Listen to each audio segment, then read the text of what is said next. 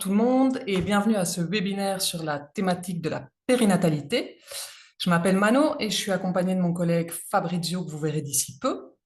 Et on est réunis pour vous présenter le nouveau focus sur l'offre de soins, de soutien et d'accompagnement autour de la périnatalité en région bruxelloise.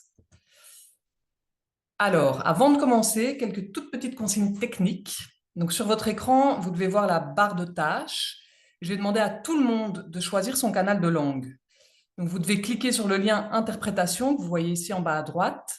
Si vous ne le voyez pas, en général, il y a 3 petits points avec plus sur lesquels vous pouvez cliquer, alors ça apparaît, et choisir le canal français ou le canal néerlandais. Et j'en profite pour dire un grand merci à Sybille qui va assurer la traduction tout au long du webinaire. Et ensuite, autre petit aspect technique, pour vos questions, on vous demande de ne pas utiliser le micro ou la caméra, qui sont coupés par défaut. Et donc, vous pouvez utiliser le lien Q et R et écrire vos questions tout au long du webinaire. Et on y répondra dans la deuxième partie.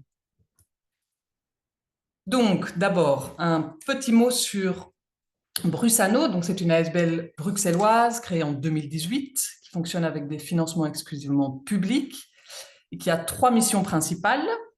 Assurer les missions de plateforme de soins palliatifs, la coordination de la mise en place des 5 bassins d'aide et de soins, et enfin, l'appui et la coordination de l'ambulatoire. Ensuite, Brusano propose donc des focus, c'est ce qui nous réunit aujourd'hui, qui visent à contribuer à la lisibilité de l'offre sociale santé à Bruxelles, qui est, comme on le sait, très très riche. Alors, en termes de contenu, ces focus sont des dossiers thématiques qui fournissent aux professionnels d'accompagnement des informations sur les aides, les offres, les dispositifs, les services en région bruxelloise. Ils prennent 3 formes. Donc, une brochure d'information pour la périnatalité, on va vous la présenter aujourd'hui et elle sera disponible très prochainement sur notre site internet. Un répertoire avec des ressources spécifiques en lien avec la thématique du focus et un focus live, webinaire, ce qu'on fait actuellement. Donc, au total, on a 7 focus qui sont publiés à ce jour, incluant celui sur la périnatalité. Ils sont tous bilingues et téléchargeables en version numérique sur notre site. Donc, le premier, l'accessibilité financière aux soins de santé. Un second sur les soins palliatifs et fin de vie. Le système de prise en charge du diabète de type 2. Santé mentale, offre de soutien et d'accompagnement en région bruxelloise. Soutien à domicile pour les personnes de 60 ans et plus. Et enfin, ressources pour une vie à domicile. Alors, ce qu'on va vous présenter aujourd'hui, c'est le contexte dans lequel on a construit ce focus, le format général du focus, donc la table des matières. On aura ensuite une petite présentation de la plateforme d'information Born in Brussels avec sa coordinatrice Emmanuelle Van Bezien. Et ensuite, une séance de questions-réponses avec nos invités, dont Emmanuelle Van Bezien. Et les autres, je les laisserai se présenter tout à l'heure, en espérant qu'ils arrivent tous à bien se connecter. Mais donc, nous aurons Bénédicte Goubeau, sage-femme en chef du pôle mère-enfant à Saint-Pierre, Alix Wurzel, responsable de l'équipe PEPS, ONE à Saint-Pierre également, Flora Bilot, sage-femme et fondatrice de Wheel of Care, et donc enfin Emmanuelle Van Bezien. Je vais maintenant laisser la parole à Fabrizio pour la suite.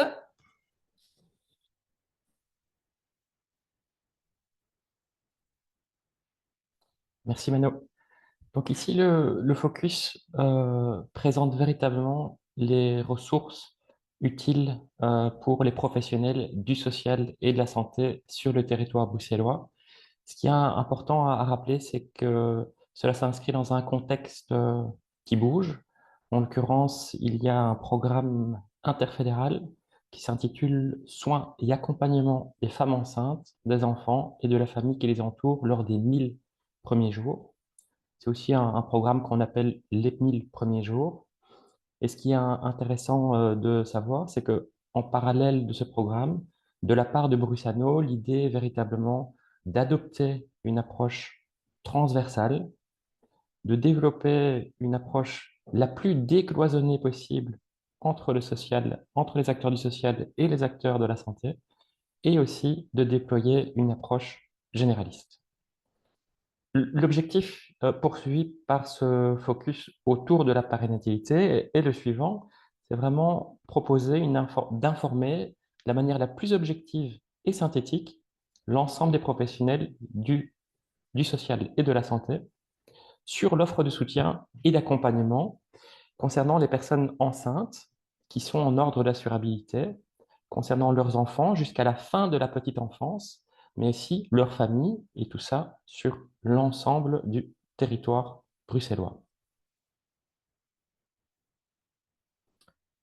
Donc, l'objectif de ce programme interfédéral est le suivant, c'est vraiment d'améliorer en termes qualitatifs l'accompagnement des femmes enceintes, des enfants et de la famille qui les entoure lors des 1000 premiers jours.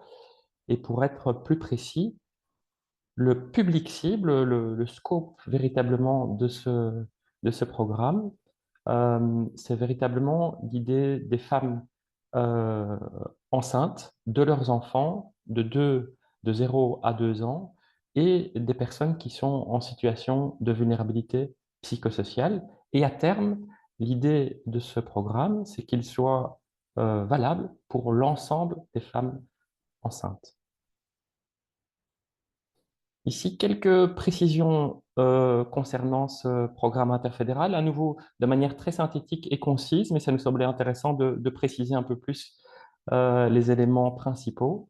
En termes de modalité d'intervention, intéressant à savoir qu'il s'agit ici de remboursement INAMI pour différentes prestations que je vais décrire ensuite et qui sont à destination des professionnels. Et cela passe par ensuite une plateforme de facturation. Deuxième point intéressant, c'est que pour déployer ces différentes prestations, pour les attester, les mettre en pratique, il y a l'utilisation obligatoire de l'outil Born in Belgium Professionals, et souvent on le dénomme BIB.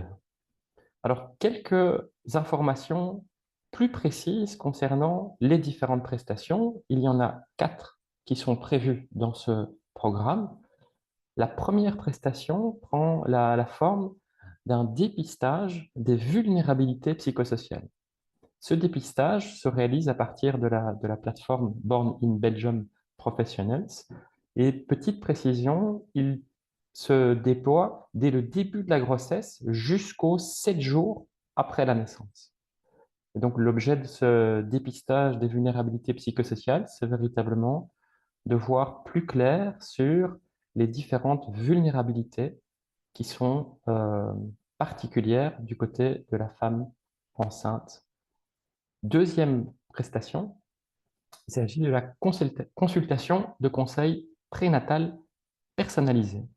On parle de CPP qui se fait en période prénatale et qui peut se déployer à 2 reprises. Troisième prestation, cette fois, on parle de coordination d'aide et de soins. Et dans ce cadre-là, ce qui est intéressant à savoir, à nouveau de manière très synthétique, mais c'est que cette prestation prend la forme d'un forfait annuel, donc qui est activable une fois par an. Et quatrième et dernière prestation, elle valorise le travail en équipe, le travail en synergie, le travail en commun.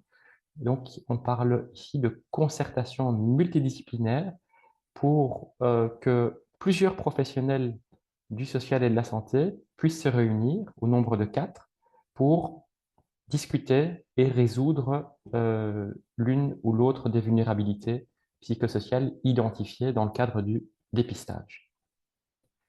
Ici, ce sont des précisions un peu plus générales sur ce focus. La première chose, c'est que ce focus, il va être complété progressivement par un répertoire qui est en cours d'élaboration. Donc, c'est vraiment une première étape qui sera après complétée par d'autres étapes. Deuxième élément important à savoir, c'est que on est tout à fait ouvert à recevoir toute une série d'informations complémentaires qui nous permettront d'enrichir et de compléter ce focus. Ce qui est intéressant aussi à savoir, c'est que ici le focus sort et sera disponible dès lundi, mais chaque année, il y a une mise à jour, une actualisation qui sera proposée, à la fois en fonction des feedbacks des professionnels, des différents intervenants, mais à la fois aussi en fonction des évolutions possibles du secteur, des législations et de la réalité bruxelloise en termes de périnatalité. Dernière information, cette vidéo sera en ligne et elle sera aussi partagée à l'ensemble des personnes qui sont inscrites avec aussi dans ce mail le focus qui vous sera communiqué. Quelques mots ici sur on va dire, la vision qui a été adoptée dans le cadre de ce focus. La vision est assez simple, c'est l'idée de comprendre une approche plutôt dynamique. Donc, on part de la situation lors de la période prénatale, des acteurs qui gravitent autour de cette période, des prestataires. Euh, on poursuit dans le focus avec une description des différentes possibilités et des différents acteurs et prestataires autour de l'accouchement, toujours sur le territoire bruxellois. Et enfin, on termine avec la période dite post-natale et de la petite enfance, où cette fois, on fait le tour, on essaye de faire le tour sur les acteurs clés, sur les prestataires importants et sur la diversité de l'offre qui existe en termes de soutien et d'accompagnement sur le territoire bruxellois. Alors ici, vous voyez la table des matières, à gauche en français, à droite en néerlandais, pour rappeler aussi que, évidemment, le focus est disponible à la fois en français et à la fois en néerlandais. Alors, quelques mots sur la table des matières, sur le texte. La première partie du texte fait un peu le point sur le travail multidisciplinaire qui est présent quand on parle de périnatalité. Et donc là, il y a plusieurs acteurs, actrices qui sont décrits de manière synthétique, mais aussi pour montrer qu'il y a un travail qui se réalise et qui se fait de manière collective et bien souvent collégiale. Deuxième titre, vous le voyez, on parlera ici plutôt de l'offre de soutien et d'accompagnement autour de la périnatalité. Et l'idée, c'était de commencer, comme on a fait ici, avec une synthèse la plus claire possible autour du programme des 1000 premiers jours, de manière aussi à ce que les structures puissent avoir une information claire et de qualité sur ce programme et comment ce programme se déploie. On a commencé par la période prénatale et l'idée dans cette partie-là, pour être très schématique, c'est de faire le tour des différents prestataires qui interviennent dans cette période prénatale, mais en plus des prestataires, de aussi décrire quelques structures importantes au sein desquelles ces prestataires travaillent. On a aussi pris soin d'éclairer le rôle de l'ONE et de Kind and Cousin lors de cette période prénatale et aussi de décrire les deux services d'accompagnement périnatal, les deux SAP qui sont soutenus par l'ONE, en l'occurrence le service de santé mentale ULIS, que vous connaissez sans doute, mais aussi le service Aquarelle qui est situé au sein du CHU Saint-Pierre. Euh, Ça, c'est pour la période prénatale. Concernant l'accouchement, on a fait un tour d'horizon des différentes modalités d'accouchement sur le territoire bruxellois, en commençant par donner des informations euh, factuelles autour de l'accouchement à domicile, en continuant en précisant comment se déroule l'accouchement et avec qui et avec quelle structure en maison de naissance, en l'occurrence autour de la maison de passage, mais aussi en continuant le tour d'horizon, en faisant le tour de l'accouchement en gîte de naissance, en l'occurrence au sein du cocon, et enfin l'accouchement qui est aussi une réalité dans les établissements hospitaliers en maternité. Et on aura l'occasion ici d'entendre aussi sans doute les réalités de terrain du CHU Saint-Pierre, par exemple. On continue lors de la période postnatale et petite enfance. Euh, Ici aussi, le focus dresse un premier portrait des prestataires médicaux et paramédicaux qui sont, on va dire, indispensables pour vraiment un accompagnement de qualité. On a continué ici à bien faire le tour des réalités et le rôle joué par l'ONE et Kim Kemkezin dans cette période prénatale.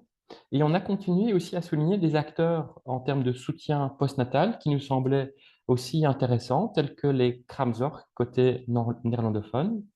Et vous le voyez aussi, au niveau de la table des matières, on a fait un point, parce que ça nous semblait important, sur les milieux d'accueil et donc sur les différentes modalités d'inscription, sur les informations à savoir, sur les différents renseignements, sur les coûts liés donc aux différents milieux d'accueil, donc tant côté francophone que néerlandophone. On continue le tour d'horizon. Dans la partie 3, ce qu'on a fait, c'est plus de manière transversale les soins et les services qui arrivent tout au long du parcours périnatal. Et donc, dans ce cadre-là, ce qu'on a souligné, c'est de donner aussi un aperçu des acteurs qui interviennent dans le cadre des défis en termes de santé mentale. Mais aussi, vous le voyez, il y a dans le secteur de la périnatalité une diversité d'acteurs associatifs. Et par exemple, on a pris soin de décrire un petit peu plus Naski et la maison des parents solo, mais aussi en termes de lieux de dons, de prêts, de matériel, on a souligné le rôle des mutualités et de toute une série d'autres structures importantes sur le territoire bruxellois. Et alors, pour aller plus loin, on trouvait que c'était vraiment important de donner quelques éléments qui facilitent aussi l'information, la communication et l'échange entre les différents acteurs du social et de la santé à Bruxelles. Et ici, je vais citer en particulier deux éléments. Bah, évidemment, Born in Brussels. Donc, on a le plaisir d'avoir Emmanuel Van Bezien qui nous dira un petit mot aussi sur quel est le rôle de cette plateforme d'information, donc Born in Brussels, donc qui est lié à Vivalis. Et aussi, un deuxième exemple que je partage ici et qui est présent ici dans la table des matières, c'est le centre d'expertise ECK Volleman. Donc, il y a un centre d'expertise qui est tout à fait intéressant et qui est présent sur le territoire bruxellois. La partie 4, pour être synthétique, la partie 4, elle met en commun quelques ressources sur des situations très spécifiques. À nouveau, on n'est pas exhaustif.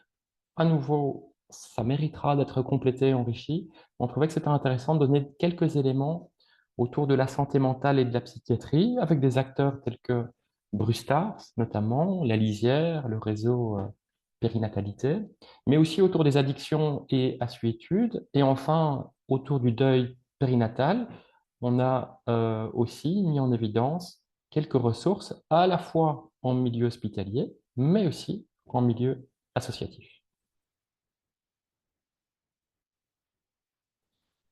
Donc ici, je donne la parole à Emmanuel Van Bezien, donc, qui va nous dire quelques mots autour de l'outil d'information Born in Brussels. Et je la remercie à nouveau.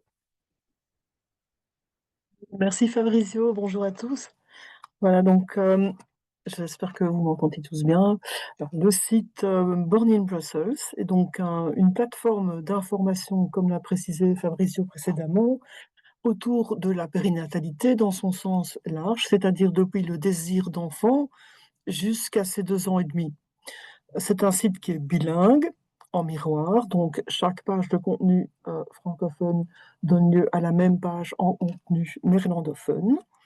Nous avons une série de contenus informatifs qui, comme la brochure que vient de réaliser Brusano, donc détaille le parcours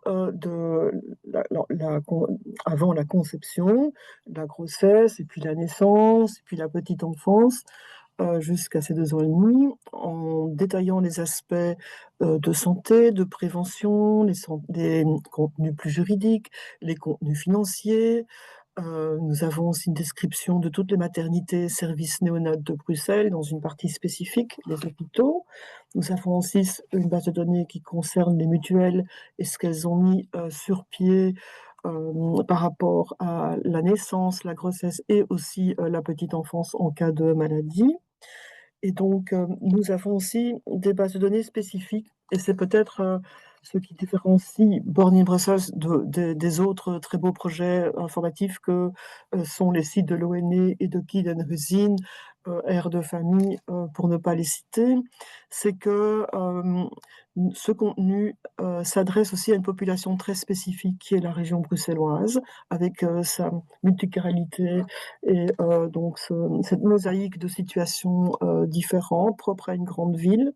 Et donc, nous avons réuni une base de données d'acteurs dans la partie Qui peut m'aider à Bruxelles, que vous verrez donc tout à fait en haut du site, et qui est joignable aussi à partir de chaque élément de contenu du site. Donc, cette partie reprend tous les acteurs qui peuvent être pertinents à différents moments et suivant donc les thématiques que vous consultez. Une autre base de données qui s'appelle SOS, qui porte bien son nom puisque c'est l'urgence périnatale. C'est une banque de données qui reprend les acteurs qui sont plus pertinents pour les questions de logement urgent, d'aspects sanitaires, de conseils administratifs ou soins psychologiques, ou donc pour les personnes en grande précarité. Enfin, donc, nous avons un partenariat avec l'association Droit Quotidien, ASBL, donc, et son pendant néerlandophone Helter Herz, VZW. Et nous importons de leur site 133 fiches juridiques en langage clair qui permettent à chacun de comprendre et de mieux comprendre les aspects liés au travail, donc le congé de maternité, de paternité, d'allaitement, mais aussi l'inscription à la commune de l'enfant, le lien parent-enfant, donc le nom de famille, les situations spécifiques, voilà, tout ce qui est administratif par rapport aux mutuelles, en cas de conflit familial, comment bénéficier d'un avocat gratuit ou d'une médiation, etc. Donc, ces contenus sont donc très accessibles et vous pouvez aussi donc laisser des messages sur notre formulaire de contact qui s'adresse soit aux particuliers, donc parents, futurs parents, grands-parents parfois aussi, professionnels et les étudiants. Donc toutes ces questions, si les aspects sont juridiques, on peut éventuellement donc les relayer vers Droit Quotidien pour obtenir une réponse plus spécifique à la question posée. Voilà, alors nous avons aussi une newsletter mensuelle qui s'appelle Bib News, qui reprend toute l'actualité du secteur pédiatrique à Bruxelles, mais ailleurs aussi, avec des agendas, avec donc un focus sur une association ou une initiative plus particulière. Et puis, nous avons une section qui peut être aussi intéressante, elle s'appelle donc Témoignages, et qui permet donc aux parents de lire des témoignages qui peuvent les inspirer ou peut-être les rassurer, donc d'autres personnes ou d'autres parents qui ont vécu des parcours similaires à eux.